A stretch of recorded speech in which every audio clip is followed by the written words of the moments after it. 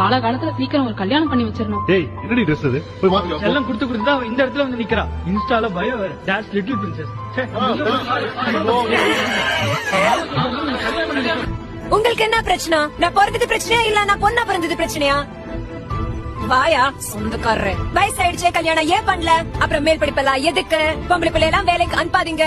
இதெல்லாம் உனக்கு தேவையில்லாத கண்டென்ட். வந்தா ஒசில சோத்து தின்னியா போனியா நிறு. இது செஞ்சா தப்பு, அது செஞ்சா தப்பு, இங்க போனா தப்பு, அங்க போனா தப்பு, வெளியே போனா தப்பு, போலானா தப்பு, நின்றா தப்பு, உட்காந்தா தப்பு, தப்புக்கே தப்பு பார்த்து பயப்படுது அவக்கு அவ்வளவு தப்பு. உங்க அகராதியில எது தப்பு இல்லன்னு சொல்லுப்பா. இங்க இருக்கானே என் நொன்ன. அவன் லவ் பண்ணா ஓகே, நான் லவ் பண்ணா 1008 கேள்வி. அப்புறம் அவன் யாரு, மதம், ஊரு எல்லாம் தெரிஞ்சு ஓகேனா ஓகே, இல்லனா கட்டாயம் கல்யாணம் பண்ணி வச்சிடுவீங்க.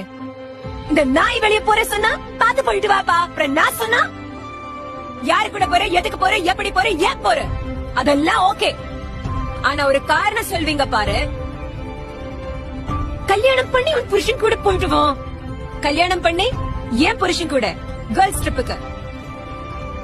ஒரு பொண்ணுக்கு 18 வயசு ஆயிடுச்சா, she's in your daughter anymore. She's an individual adult. அவங்களுக்கு அவங்கள லைஃப் எப்படி இண்டிபெண்டா தைரியமா இருக்கணும் அது கத்து கொடுங்க. கத்து கொடுக்க முடியலன்னா கூட பரவாயில்ல. இண்டிபெண்டா இருக்கா நினைக்கிறவங்கள டிஸ்டர்ப் பண்ணாதீங்க.